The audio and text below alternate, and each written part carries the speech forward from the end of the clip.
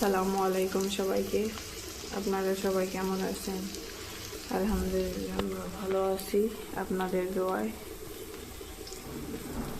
আজকে চলে আসলাম রান্না করতে। আজকে রান্না করব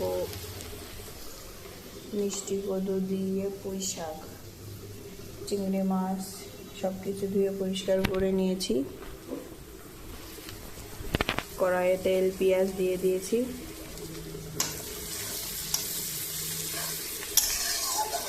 কার কার ভালো লাগে চিংড়ি মাছ দিয়ে মিষ্টি কদু দিয়ে পুঁই শাক জানাবেন কমেন্টে।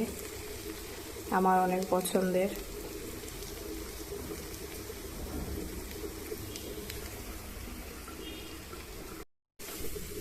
এই যে দেখেন পেঁয়াজের কালার চলে আসছে, বাদামি কালার। এখন মশলা দিয়ে দেব। মশলাটা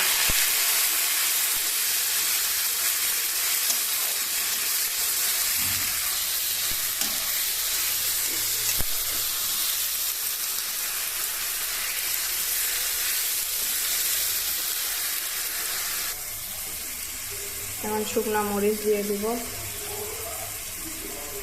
2 চামচ দিলাম।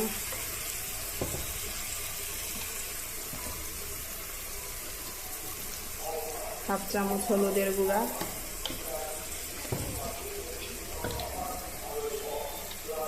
স্বাদ মতো লবণ, সামান্য একটু।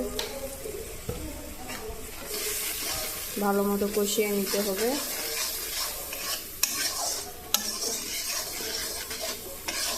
কালারটা দেখেন অনেক সুন্দর হয়েছে। কষানো হয়েছে, কালার সুন্দর চলে আসছে। এখন দিয়ে দিব চিংড়ি মাছ। চিংড়ি মাছ দিয়ে ভালোভাবে কষাতে হবে। তরকারি যত কষাবেন তত স্বাদ, কষাতেই স্বাদ। ভালো মতো কষিয়ে নেব। কষানো হয়েছে, এখন মিষ্টি কদু দিয়ে দিব।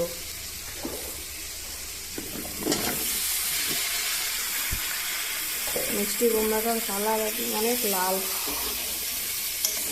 অনেক সুন্দর কালার।